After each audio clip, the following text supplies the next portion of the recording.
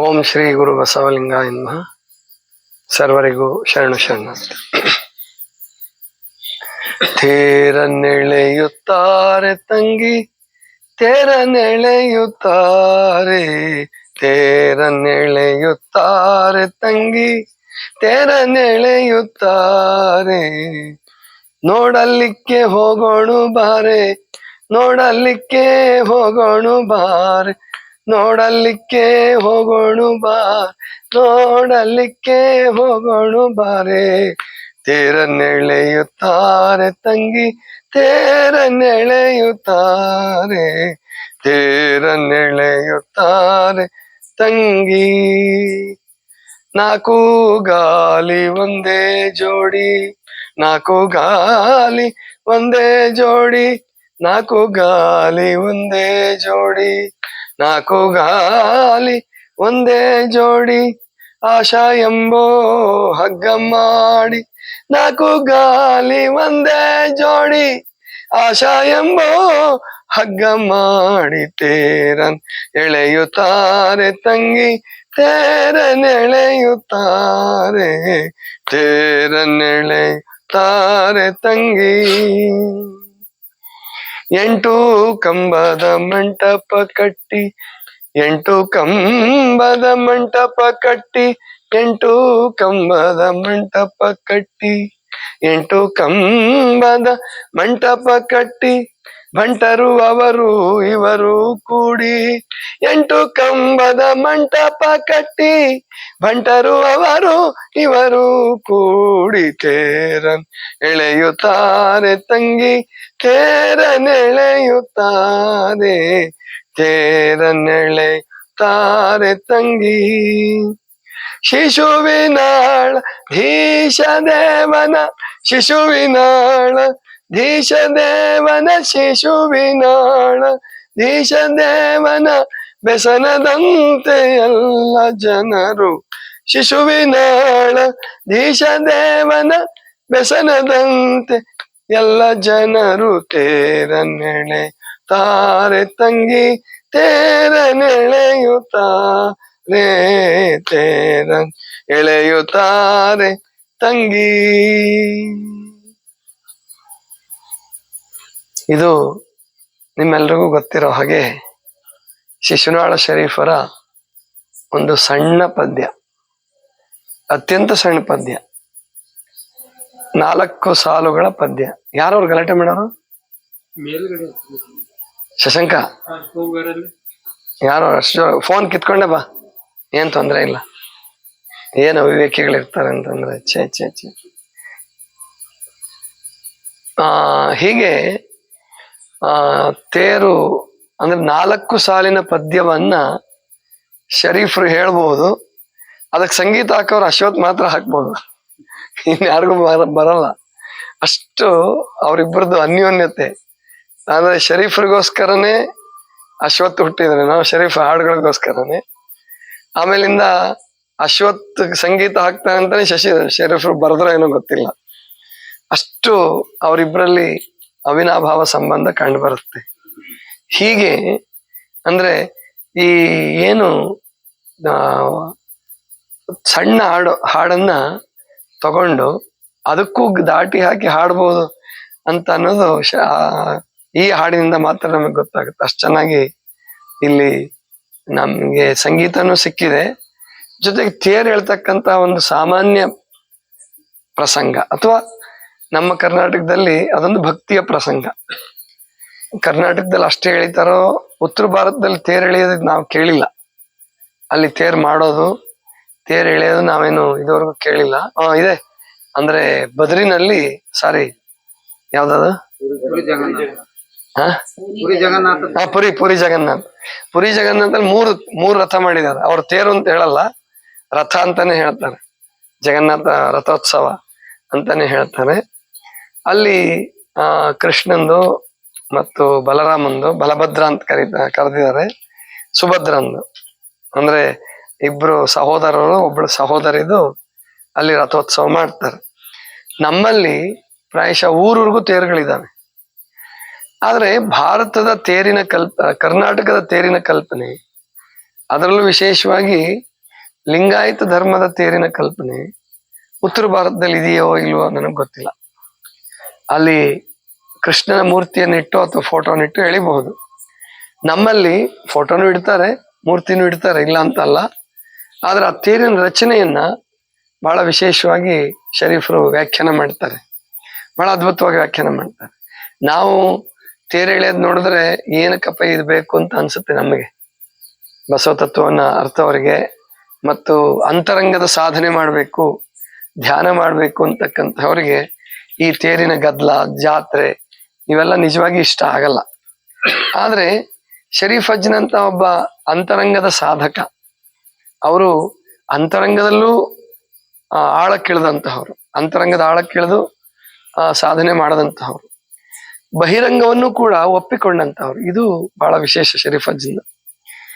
ಬಹಿರಂಗದ ಯಾವ ಆಚರಣೆಗಳನ್ನು ಅಷ್ಟೊಂದು ಪ್ರಬಲವಾಗಿ ವಿರೋಧಿಸಲಾರದೇನೆ ಅದಕ್ಕೂ ಹೊಸ ವ್ಯಾಖ್ಯಾನ ಕೊಡ್ತಾ ಹೋಗ್ತಾರೆ. ಗುಡಿಯ ನೋಡಿರಣ್ಣ ಅದರಲ್ಲೂ ಅಷ್ಟೇನೆ.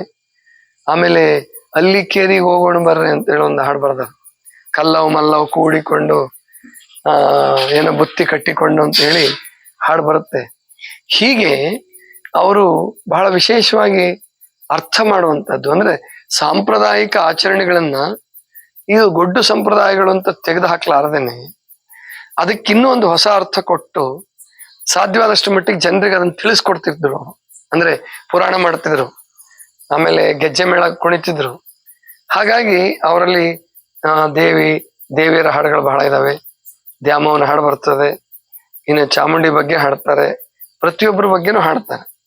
ಆದ್ರೆ ಸಾಮಾನ್ಯವಾಗಿ ಬಹಿರಂಗಕ್ಕೆ ಹೆಚ್ಚು ಗಮನ ಕೊಟ್ಟವರು ಅಂತರಂಗದ ಕಡೆ ಗಮನ ಕೊಡೋದು ಕಡಿಮೆ. ಅಂತರಂಗದ ಕಡೆ ಗಮನ ಕೊಡೋದೇ ಇಲ್ಲ. ಜಾತ್ರೆ ಮಾಡೋರು ನೋಡ್ರಿ, ವರ್ಷ ಜಾತ್ರೆ ಮಾಡ್ತಾರೆ, ಪಟ್ಟಿ ಮಾಡ್ತಾರೆ, ಎಲ್ಲ ಮಾಡ್ತಾರೆ, ವೈಭವಿತವಾಗಿ ಮಾಡ್ತಾರೆ. ಆದ್ರೆ ಅವರಲ್ಲಿ ಬದಲಾವಣೆಗಳು ಏನಾದ್ರು ಬರ್ತಾ ಇದೆಯಾ ಶರೀಫ್ ಅಜ್ನಲ್ಲಿ ಬಂದಂಗೆ ಅಂದ್ರೆ ಕೋಟಿ ಕೋಟಿ ಜನರಿಗೆ ಬರೋದೇ ಇಲ್ಲ. ಎಲ್ಲೋ ಒಬ್ಬೊಬ್ರು ಉದ್ಧಾರ ಆಗೋಗ್ಬಿಡ್ಬೋದು ಅಷ್ಟೇ. ಶರೀಫ್ ಅಜ್ಜ್ ಅಂತವ್ರು ತುಂಬಾ ಕಡಿಮೆ, ಕೋಟಿಗೊಬ್ರು. ಈ ಉಳ್ವಿ ಜಾತ್ರೆಗೆ ಹೋಗೋಣ, ಇನ್ನು ಆ ಉಳ್ವಿ ಜಾತ್ರೆ ನಾನು ಇವತ್ತೂ ಇಷ್ಟಪಡಲ್ಲ. ಉಳ್ವಿ ಪಾದಯಾತ್ರೆಗೆ ಹೋಗ್ತೀವಿ ನಾವು, ವರ್ಷ ಉಳ್ವಿ ಪಾದಯಾತ್ರೆಗೆ ಹೋಗ್ತೀವಿ. ಆದ್ರೆ ಉಳ್ವಿ ಜಾತ್ರೆಗೆ ಒಂದ್ಸಾರಿ ಹೋದೆ ನಾನು. ಮೊದಲನೇ ಸಾರಿ ಉಳ್ವಿಗೆ ಹೋಗಿದ್ದು ಪ್ರಾಯಶಃ ಇಲ್ಲ, ಅದಕ್ಕಿಂತ ಮುಂಚೆ ಉಳ್ವಿಗೆ ಹೋಗಿದ್ದೆ. ಜಾತ್ರೆಗೆ ಅಂತ ಹೋದೆ 96ನೇ ಇಸ್ವಿ. 96ನೇ ಇಸ್ವಿಲಿ ಜಾತ್ರೆಗೆ ಹೋದ್ವಿ. ಹೋದ್ರೆ ಅಲ್ಲಿ ಜಾತ್ರೆಯ ಗದ್ದಲ ನೋಡ್ಬಿಟ್ಟು ನಾನು ಅವತ್ತಿಂದ ಒಂದ್ ದಿವಸನೂ ನಾನು ಜಾತ್ರೆಗೆ ಹೋಗಿಲ್ಲ. ಪ್ರಾಯಶಃ ಶರೀಫ್ ಅಜ್ಜನ್ ಕಾಲಕ್ಕೆ ಇಷ್ಟಂತೂ ಗದ್ದಲ ಇರ್ಲಿಕ್ಕಿಲ್ಲ. ಇಷ್ಟು ಗದ್ದಲ ಇದ್ದಿದ್ರೆ ಶರೀಫ್ ಅಜ್ಜನು ಒಪ್ತಿರ್ಲಿಲ್ಲ. ಯಾಕಂದ್ರೆ ಈಗ ಏನ್ ಮಾಡ್ತಾರೆ ಅಂದ್ರೆ ಎಲ್ಲರೂ ಮೈಕ್ ಹಾಕ್ಬಿಡ್ತಾರೆ. ದಾಸೋಹ, ಪ್ರತಿಯೊಬ್ಬರು ದಾಸೋಹ ಮಾಡ್ತಿರ್ತಾರೆ. ಬೇರೆ ಬೇರೆ ಊರವರು ಅವ್ರವ್ರದ್ದೇ ದಾಸೋಹಗಳನ್ನ ಇಟ್ಕೊಂಡಿರ್ತಾರೆ. ಆ ದಾಸೋಹದ ಹತ್ರ ಎಲ್ಲ ಮೈಕ್ ಹಾಕಿರ್ತಾರೆ. ಅವ್ರ ಮೈಕ್ ಇವ್ರಿಗೆ ಕೇಳಿಸ್ತಿರ್ತದೆ, ಇವ್ರ ಮೈಕ್ ಅವ್ರಿಗೆ ಕೇಳಿಸ್ತಿರ್ತದೆ. ಯಾವ ಮೈಕು ಸರಿಯಾಗಿ ಕೇಳಲ್ಲ, ಗದ್ಲ. ಆಮೇಲೆ ಕೊನೆ ದಿವಸ ಅಂತೂ ಅದೇನು ರಥೋತ್ಸವ ಆಗತ್ತಲ್ಲ, ಅವತ್ತು ಆ ಜಾತ್ರೆ ಮುಗಿಸ್ಕೊಂಡು ಬರಕ್ಕೆ ಸುಮಾರು ಟ್ರಾಫಿಕ್ ಇಷ್ಟು ಜಾಮ್ ಆಗುತ್ತೆ. ಯಾಕಂದ್ರೆ ಅದು ಅಕ್ಕಪಕ್ಕ ಕಾಡಿದೆ, ರಸ್ತೆ ವಿಸ್ತರಣೆ ಮಾಡಕ್ ಬರಲ್ಲ, ಡಿವಿಯೇಷನ್ ಕೊಡಕ್ಕೂ ಬರಲ್ಲ. ಅಲ್ಲಿ ಒಂದ್ 4 ಕಿಲೋಮೀಟರ್ ಬಂದ ನಂತರ ಒಂದ್ ಕಡೆ ಜೋಯಿಡಾದ ಕಡೆಗೆ ಹೋಗ್ತಾರೆ, ಒಂದ್ ಕಡೆ ಗುಂದದ ಕಡೆಗೆ ಬರ್ತಾರೆ. ಈ 2 ಡಿವಿಯೇಷನ್ ಬಿಟ್ರೆ ಅಂದ್ರೆ ಬದಲಿ ಮಾರ್ಗ, ಪರ್ಯಾಯ ಮಾರ್ಗ ಕಲ್ಪ್ಸಕ್ ಬರಲ್ಲ. ಅಂಥದ್ರಲ್ಲಿ ಒಂದು 2 ಲಕ್ಷ 3 ಲಕ್ಷ ಜನ ಸೇರ್ಕೊಂಡ್ಬಿಟ್ರು ಅಂತಂದ್ರೆ ದೇವರೇ ಗತಿ. ಅಲ್ಲಿ ಆ ಜಾತ್ರೆಗೆ ಹೋಗಿ ಹೈರಾಣಾಗಿ ಸುಸ್ತಾಗಿ ಬರೋದೇ ಭಕ್ತಿ. ಆದ್ರೂ ಜನ ಹೋಗ್ತಾರೆ, ಅದನ್ನು ಬಿಡಲ್ಲ. ಈಗ ಆವಾಗಿನ ಕಾಲದಲ್ಲಿ ಅವ್ಯವಸ್ಥೆ ಇದಕ್ಕಿಂತ ಜಾಸ್ತಿ ಇತ್ತು. ಯಾಕಂದ್ರೆ ಅವಾಗ ಕಾಡು ಇನ್ನೂ ಜಾಸ್ತಿ ಇತ್ತು. ಆವಾಗ ಅಂದ್ರೆ ಇಷ್ಟು ಜನ ಹೋಗ್ತಿರ್ಲಿಲ್ಲ, ಇದರ ಕಾಲ್ಭಾಗ ಜನರು ಹೋಗ್ತಿರ್ಲಿಲ್ಲ ಅಂತ ಕಾಣಿಸುತ್ತೆ. ಅವಾಗ ಅದೇ ದೊಡ್ಡದು, ಅಷ್ಟು ಜನ ಹೋದ್ರೆ ಬಹಳ ದೊಡ್ಡದು. ಅಂದ್ರೆ ಉಳಿವಿ ಜಾತ್ರೆ ಬಗ್ಗೆ ಬರೆದಿದ್ದಾರೆ, ತೇರಿನ ಬಗ್ಗೆ ಬರೆದಿದ್ದಾರೆ, ಬೇರೆ ಬೇರೆ ಉತ್ಸವಗಳ ಬಗ್ಗೆ ಬರೆದಿದ್ದಾರೆ.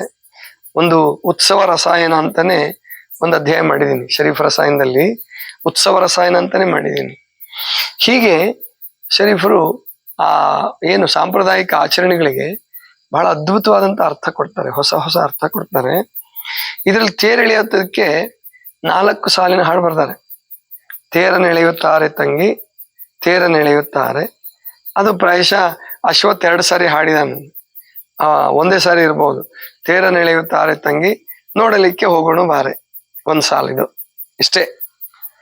ಆಮೇಲೆ ನಾಲ್ಕು ಗಾಲಿ ಒಂದೇ ಜೋಡಿ ಆಶಾ ಎಂಬ ಹಗ್ಗ ಮಾಡಿ, ಒಂದ್ ನುಡಿ ಮುಗ್ದೈತಿದು.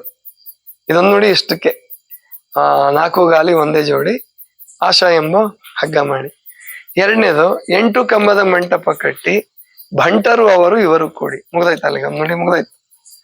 ಕೊನೆಯದು ಶಿಶುವಿನಾಳಧೀಶ ದೇವನ ವ್ಯಸನದಂತೆ ಎಲ್ಲ ಜನರು ತೇರನೆಳೆಯುತ್ತಾರೆ ತಂಗಿ ನೋಡಲಿಕ್ಕೆ ಹೋಗೋಣ ಬಾರೆ. ಇಷ್ಟು ಸಣ್ಣ ಹಾಡನ್ನ ಪ್ರಾಯಶಃ ಒಂದ್ 2 ನಿಮಿಷ ಹಾಡಿದಾನೆ. 2 ನಿಮಿಷ ಅಥವಾ 2.5 ನಿಮಿಷ ಆಗ್ಬೋದು. ಆ ಮ್ಯೂಸಿಕ್, ಆ ಸಂಗೀತ ಅಂತೂ ಇಷ್ಟು ಚೆನ್ನಾಗಿ ಹಾಕಿದಾರೆ ಅದಕ್ಕೆ. ಅಂದ್ರೆ ಏನದ್ರಲ್ಲಿ ಡೊಳ್ಳು ಬಾರಿಸೋದು, ಕರಡಿ ಮಜಲು ಅವನೇ ತಗೊಂಡಾರ ವಾದ್ಯನ. ಅದಕ್ಕೋಸ್ಕರನೇ ವಿಶೇಷವಾಗಿ ಕರೆಸಿ ಅವತ್ತು ರೆಕಾರ್ಡ್ ಮಾಡಿರ್ತಾರೆ ಅಂತ ಕಾಣುತ್ತೆ. ನಾನು ಚಿಕ್ಕವನಿದ್ದಾಗಿ ಹಾಡು ಕೇಳಿರ್ಲಿಲ್ಲ, ಕಾಲೇಜ್ ಓದುವಾಗ್ಲೂ ಕೇಳಿರ್ಲಿಲ್ಲ. ಮತ್ತು ಆಧ್ಯಾತ್ಮ ಕ್ಷೇತ್ರಕ್ಕೆ ಬಂದ್ಮೇಲೂ ಎಷ್ಟೋ ವರ್ಷಗಳು ಈ ಹಾಡು ಕೇಳಿರ್ಲಿಲ್ಲ. ಈ ಮಹಾಮನೆ ಮಾಡೋರ್ಗುನು ಗುಡಿಯ ನೋಡಿರಣ್ಣ ಬೇರೆ ಬೇರೆ ಹಾಡುಗಳೆಲ್ಲ ಕೇಳಿದ್ವಿ, ಆದ್ರೆ ತೇರನೆಳೆಯುತ್ತಾರೆ ತಂಗಿ ಕೇಳಿರ್ಲಿಲ್ಲ. ಮತ್ತ ಅದಕ್ಕೆ ಅರ್ಥ ಬರಿಬಹುದು ಅಂತ ನನ್ಗೆ ಅನ್ಸಿರ್ಲಿಲ್ಲ. ಆದ್ರೆ ಶರೀಫ ರಸಾಯನ ಬರಿಬೇಕು ಅಂತ ಇನ್ನು ಪ್ಲಾನ್ ಬಂದಿರ್ಲಿಲ್ಲ. ಆವಾಗ ಒಬ್ರು ಏನು ಇದಕ್ ಬಂದ್ರು, ಎಲ್ಲಿಗೆ, ನವಲಗುಂದಕ್ಕೆ. ನವಲಗುಂದಲ್ಲಿ ಪ್ರವಚನ ನಡೆದಿತ್ತು 2016ನೇ ಇಸ್ವಿ ಅದು. ಆವಾಗ ಯಾವುದೋ ಕಾರಣಕ್ಕೆ ಈ ಹಾಡು ಪ್ರಸ್ತಾಪ ಬಂತು. ಶಿವಯೋಗೀಶ್ವರರು ಅಂತ, ಈಗ ಸಂದೀಪ್ ಗುರುಗಳು ಅಂತ ಹೇಳಿ ಪ್ರಸಿದ್ಧಿ ಆಗಿದ್ರು ಅವರು. ಶಿವಯೋಗೀಶ್ವರರು ಅಂತ ಅವ್ರಿಗೆ ಈಗ ಹೆಸರು ಕೊಟ್ಟು ಸಿದ್ದೇಶ್ವರಪ್ಪ ಅವರು ಅವರಿಗೆ ದೀಕ್ಷೆ ಮಾಡಿದ್ದಾರೆ. ಅವರು ನವಲಗುಂದಕ್ಕೆ ನನ್ನ ಭೇಟಿ ಆಗಕ್ಕೆ ಅಂತ ಬಂದ್ರು. ಬಂದಾಗ ಯಾವುದೋ ಕಾರಣಕ್ಕೆ ಈ ಹಾಡು ತಗೊಂಡ್ವಿ. ಹಂಗೆ ಕೇಳ್ತಾ ಕೇಳ್ತಾ ತೇರನೆಳೆಯುತ್ತಾರೆ ತಂಗಿ ಅಂತ ಶರೀಫರು ಬರ್ದಾರ್ರಿ, ಅಶ್ವತ್ ಸಂಗೀತ ಹಾಕಿದ್ದಾರೆ ಅಂತ ನಾನಂದೆ. ಅವರು ಒಂದೇ ಹಾಡು ನುಡಿ, ಅವ್ರಿಗೆ ಗೊತ್ತಿದ್ದಿದ್ದು ಒಂದೇ ನುಡಿ, ನಾಲ್ಕು ಗಾಲಿ ಒಂದೇ ಜೋಡಿ ಆಶಾ ಎಂಬ ಹಗ್ಗ ಮಾಡಿ ಅಂತ ಹಾಡ್ಬಿಟ್ರು. ಹಾಡಿದ್ರು ಅಥವಾ ಹೇಳಿದ್ರು ನನಗೆ ಅದು ನೆನಪಿಲ್ಲ. ಆ ಹೇಳಿದ ಕೂಡಲೇ ನನಗೆ ಪಟ್ ಅಂತ ಫ್ಲಾಶ್ ಆಯ್ತು. ಓಹೋ, ನಾಲ್ಕು ಗಾಲಿ ಯಾವುದು, ಇದನ್ನ ಅಂತರಂಗದ ಅರ್ಥ ಹೆಂಗ್ ಮಾಡ್ಬೇಕು ಅಂತ ಅವತ್ತೇ ಅನಿಸಿತ್ತು. ಆದ್ರೆ ಮುಂದೆ ಅದನ್ನ ಬರೆಯಕ್ 3 ವರ್ಷ ತಗೊಂಡೆ ನಾನು. ಅದಕ್ಕೆ ಬರೆಯಕ್ಕೆ ಕಾಲ ಕೂಡ ಬರ್ಲಿಲ್ಲ. 2019ರಲ್ಲಿ ಶರೀಫರ 200ನೇ ಜಯಂತಿಗೆ ಒಂದು ಪುಸ್ತಕ ಬರ್ಕೊಡಿ, ಅಂದ್ರೆ 108 ಹಾಡುಗಳಿಗೆ ಭಾವಾರ್ಥ ಬರೀರಿ ಅಂತ ಹೇಳಿ ಆ ಟ್ರಸ್ಟ್ ಇಂದ ಬೇಡಿಕೆ ಬಂದಾಗ ಆವತ್ತು ಇದನ್ನ ಬರೆಯಕ್ಕೆ ಕೂತ್ಕೊಂಡೆ. ಬರದೆ ಅದ್ಭುತವಾಗಿ ಬಂತದು. ಅಂದ್ರೆ ತೇರನ್ನ ಹೊರಗೆ ಎಳೆಯೋದಂತೂ ನಿಮ್ಗೆಲ್ರಿಗೂ ಗೊತ್ತಿದೆ. ಕೊಟ್ಟೂರು ತೇರು ಬಿದ್ದಿದ್ದು, ಆಮೇಲಿಂದ ಜನ 1-2 ಜನನೋ 1 ಜನ 3 ಜನ ಸತ್ತಿದ್ದು ಎಲ್ರಿಗೂ ಗೊತ್ತಿದೆ. ಗಾಯ ಆಯ್ತು ಕೆಲವರಿಗೆಲ್ಲ. ಅಂದ್ರೆ ತುಂಬಾ ಜನ ಸೇರ್ತಾರೆ. ಆ ತೇರ್ಗೂ ಕೂಡ ತುಂಬಾ ದೊಡ್ಡ ತೇರಂತದು, ಎತ್ತರದಲ್ಲಿ ತುಂಬಾ ದೊಡ್ಡದು. ಹಾಗಾಗಿ ಅದು ಮುರಿದು ಬಿತ್ತು, ಹಂಗೇನೋ ಆಯ್ತದು. ಸಾಮಾನ್ಯ ತೇರುಗಳು ಅಷ್ಟೇನು ಎತ್ತರ ಇರಲ್ಲ, ಆದ್ರೆ ಎತ್ತರ ಇರ್ತವೆ. ಕಡಿಮೆ ಅಂತಂದ್ರೆ ಒಂದು 8ರಿಂದ 10 ಫೂಟ್ 10 ಫೂಟ್ ಅಂತೂ ಇದ್ದೇ ಇರ್ತವೆ ಅಂತ ಅನ್ಸುತ್ತೆ. 8ರಿಂದ 10 ಫೂಟ್ ಅಂತೂ ಗ್ಯಾರಂಟಿ ಇರ್ತವೆ. ಅದಕ್ಕಿಂತ ಸಣ್ಣ ತೇರು ಯಾರು ಮಾಡೋದಿಲ್ಲ. ಆ ತೇರು ಎಳೆಯೋದ್ರಲ್ಲಿ ಏನ್ ಅರ್ಥ ಇದೆ ಅಂತ ನಮ್ಗೆಲ್ಲ ಬಹಳ ದಿವಸದಿಂದ ಚಿಂತನೆ ಇದ್ದೇ ಇತ್ತು. ಏನು ಕೇಳಿಬೇಕಪ್ಪ ಈ ತೇರ್ನ. ಮತ್ತು ಈಗಂತೂ ಈ ಬೇಸಿಗೆ ಕಾಲದಲ್ಲಿ ಅಂದ್ರೆ ಉಳುವಿ ತೇರೆ ಪ್ರಾಯಶಃ ಈ ಭಾಗದಲ್ಲಿ ಮೊಟ್ಟ ಮೊದಲು. ಉಳುವಿ ತೇರಿನ ನಂತರ ಮುರುಘಾಮಠದ ಗರಗದ ತೇರು, ಆಮೇಲೆ ಮುರುಘಾಮಠದ ಜಾತ್ರೆ, ಅಲ್ಲೂ ತೇರು ಎಳಿತಾರೆ ಅಂತ ಕಾಣಿಸುತ್ತೆ, ನನಗೆ ಗೊತ್ತಿಲ್ಲ. ಅದು ತೇರಿರ್ಬೋದು. ಸಿದ್ಧಾರೂಢರ ತೇರು ಶಿವರಾತ್ರಿ ಟೈಮ್ಗೆ ಅದು ಕೂಡ. ಅಂದ್ರೆ ಹೀಗೆ ಹಳ್ಳಿಗಳಲ್ಲೂ ಎಲ್ಲ ಊರಲ್ಲೂ ಸಾಮಾನ್ಯ ಒಂದಲ್ಲ ಒಂದು ತೇರು ಮಾಡಿಸ್ಕೊಂಡೇ ಇಟ್ಕೊಂಡಿರ್ತಾರೆ. ಬಸವಣ್ಣನದಾರು ಇರ್ಬೋದು, ಹನುಮಪ್ಪನದಾರು ಇರ್ಬೋದು, ಗ್ರಾಮ ದೇವತೆದಾರು ಇರ್ಬೋದು. ಹೀಗೆ ತೇರು ಮಾಡ್ಕೊಂಡೇ ಇಟ್ಟಿರ್ತಾರೆ. ಏನಕ್ಕೆ ಇವೆಲ್ಲ ಅರ್ಥ ಇಲ್ವಲ್ಲ ಅಂತ ನಮ್ಗನ್ಸೋದು. ಆದ್ರೆ ಅಂತರಂಗದ ಧ್ಯಾನ ಮಾಡೋರ್ಗೆ ಇದು ಅರ್ಥ ಇಲ್ಲದ್ದು, ಅಂದ್ರೆ ಅವ್ರಿಗೆ ಅಗತ್ಯ ಇಲ್ಲ. ಆದ್ರೆ ಸಾಮಾನ್ಯ ಜನರಿಗೆ, ಹಳ್ಳಿ ಜನರಿಗೆ ಅವ್ರಿಗೆ ಅದು ಬೇಕೇ ಬೇಕು. ಆ ಉತ್ಸಾಹ. ಅವರು ಒಂದು ತೇರಿನ ಜಾತ್ರೆ ಮಾಡ್ಬೇಕಾದ್ರೆ ಸುಮಾರು 1 ತಿಂಗಳು 2 ತಿಂಗಳು ಅವ್ರ ತಯಾರಿ ಮಾಡ್ಕೊಂತಾರೆ, ಮೀಟಿಂಗ್ ಮಾಡ್ಕೊಂತಿರ್ತಾರೆ. ಈಗ ದ್ಯಾಮವ್ವನ ಜಾತ್ರೆ ನಾನು ಮನಗುಂಡಿಯವ್ರದ್ದು ಬೇಡ ಅಂತ ಅಂದೆ. ಇವತ್ತಿಗೂ ನನಗೆ 9 ದಿವಸ ಗಟ್ಲೆ ಈಗ ಆಗ್ಲೇ ಹೊರ ಬಿಡಕ್ ಶುರು ಮಾಡಿದ್ದಾರೆ. ಮಂಗಳವಾರ ಶುಕ್ರವಾರ ಹೊರ ಬಿಡಕ್ ಶುರು ಮಾಡಿ 1 ತಿಂಗಳೇ ಆಯ್ತೇನೆ ಹೆಚ್ಚು ಕಡಿಮೆ. ಅವತ್ತೇನು ಕೆಲಸ ಮಾಡಂಗಿಲ್ಲ, ಕೃಷಿ ಕೆಲಸ ಮಾಡಂಗಿಲ್ಲ.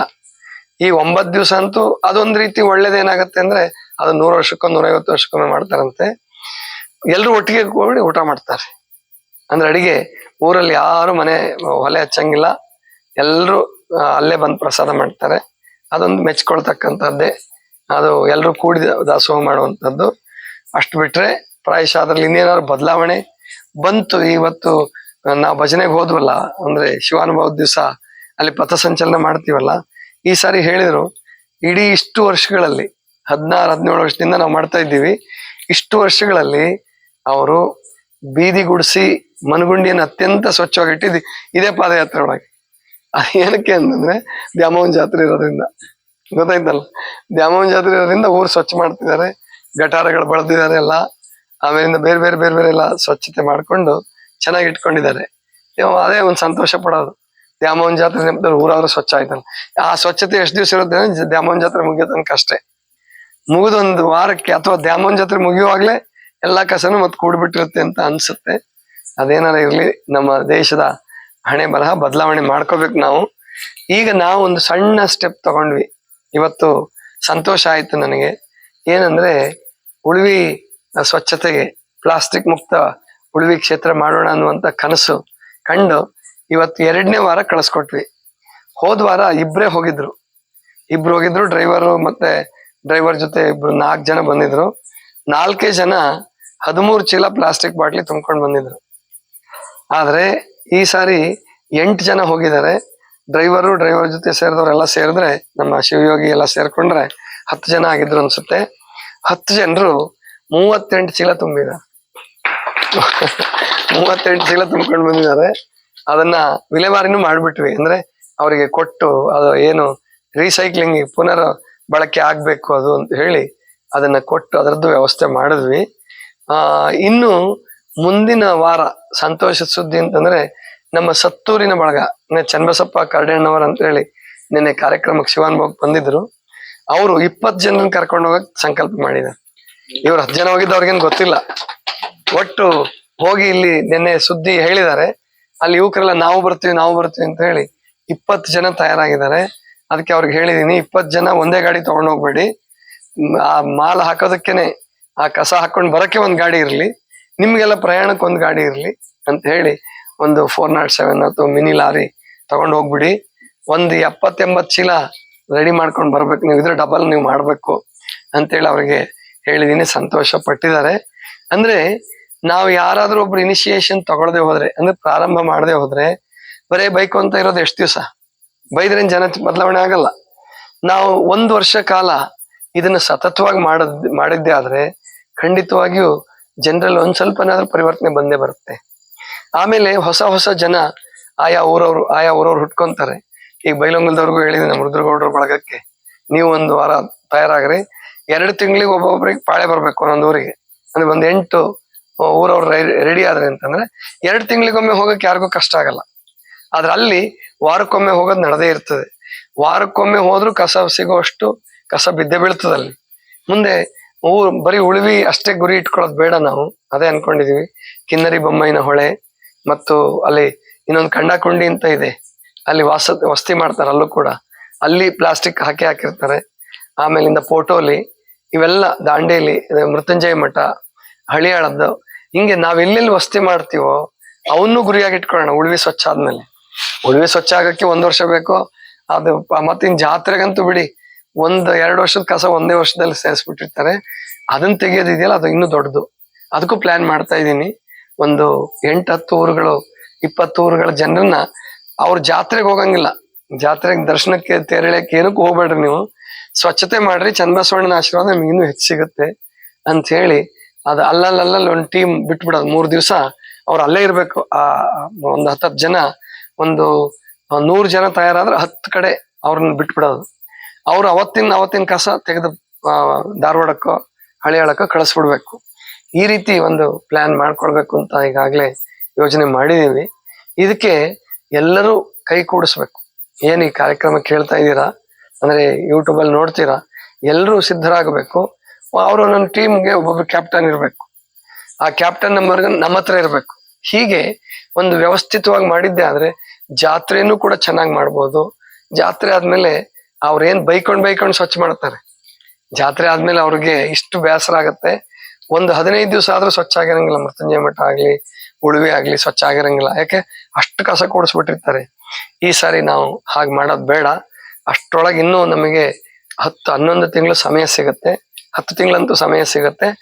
ಈಗ ಹೋಗದವ್ರಿಗೆ ರೂಢಿ ಆಗ್ಬಿಡುತ್ತೆ. ಅದು ರೂಢಿ ಆಗ್ತಾ ಆಗ್ತಾ ಒಳ್ಳೆ ಅಭ್ಯಾಸಗಳು ಕೂಡ ಅವು ಪ್ರಸಾರ ಹಾಕೊಂತ ಹೋಗ್ತವೆ. ಹೀಗೆ ಒಂದು ಒಳ್ಳೆ ಐಡಿಯಾ ಕೊಡ್ತಕ್ಕಂಥವ್ರು ಅದು ಬೇಕಷ್ಟೇ ನಮಗೆ. ಅದಕ್ಕೆ ನಾವು ಉಳುವೆಯನ್ನ ಗುರಿಯಾಗಿ ಇಟ್ಕೊಳ್ಳೋಣ. ಯಾಕಂದ್ರೆ ಈಗ ನಮ್ದು ಏನಾಗುತ್ತೆ, ಸುಧಾರಣೆ ಊರಿಂದ ಸುಧಾರಣೆ ಮಾಡ್ತೀವಿ ಅಂದ್ರೆ ಊರ್ ಜನ ಒಪ್ಪಲ್ಲ, ಒಂದು ಬೇರೆ ಊರವ್ರು ಬರಲ್ಲ. ಸುಕ್ಷೇತ್ರಗಳನ್ನು ತಗೊಂಡಾಗ, ಶರಣರ ಕ್ಷೇತ್ರಗಳನ್ನು ತಗೊಂಡಾಗ, ತೀರ್ಥ ಕ್ಷೇತ್ರಗಳು, ದೈವಿ ಕ್ಷೇತ್ರಗಳನ್ನು ತಗೊಂಡಾಗ ನಮ್ ಜನರಿಗೆ ಭಕ್ತಿ ಬಂದ್ಬಿಡುತ್ತೆ. ತಮ್ಮನೆ ಹಾಳಾದ್ರೂ ಪರವಾಗಿಲ್ಲ, ಕ್ಷೇತ್ರಗಳು ಉದ್ಧಾರ ಆಗ್ಬೇಕು ಅಂತ ಇವ್ರು ಹೊರಟ್ಬಿಡ್ತಾನೆ. ಅದಕ್ಕೆ ಅದನ್ನೇ ಉಪಯೋಗಿಸ್ಕೊಳ್ಳೋಣ. ಮೊದಲು ಕ್ಷೇತ್ರದಿಂದ ಪಾಠ ಹೇಳ್ಕೊಡೋಣ, ಅಲ್ಲಿಂದ ಪಾಠ. ಮೋದಿಯವ್ರು ಮಾಡಿದ್ದು ಅದನ್ನೇ. ಮೋದಿಯವರು ಗಂಗೆ ಶುದ್ಧೀಕರಣ ಅಂತ ತಗೊಂಡ್ರು.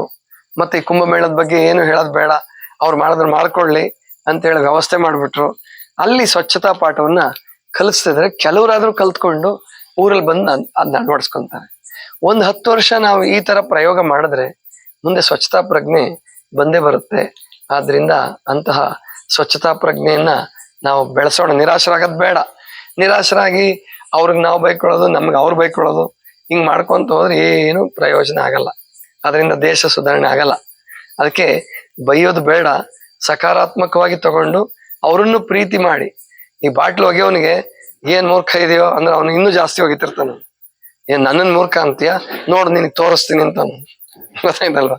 ಅದಕ್ಕೆ ಅವನ್ ಬಾಟ್ಲು ಒಗದಾಗ, ಆಯ್ತಪ್ಪ ಅಣ್ಣ ನೀನ್ ನೀರ್ ಕುಡ್ದಲ್ಲ, ಒಳ್ಳೆ ಕೆಲಸ ಮಾಡಿ, ನೀರ್ ಕುಡ್ದೋಗದಿದಲ್ವಾ ಅಂತೇಳಿ ಅದ್ ನೆತ್ಕೊಂಡ್ಬಿಟ್ಟು ನಾವು ಎಲ್ಲಾರು ತಗೊಂಡೋಗಿ ಅದನ್ನ ತೊಟ್ಟಿಗೆ ಹಾಕಿದ್ರೆ ಅಥವಾ ಅದನ್ನ ಸಂಗ್ರಹ ಮಾಡಿದ್ರೆ ಅವನಿಗೆ ನೀವು ಬೈದಿದ್ಕಿಂತಲೂ ಹೊಡೆದಿದ್ಕಿಂತಲೂ ಹೆಚ್ಚು ಅವನಿಗೆ ಪಶ್ಚಾತ್ತಾಪ ಆಗತ್ತೆ.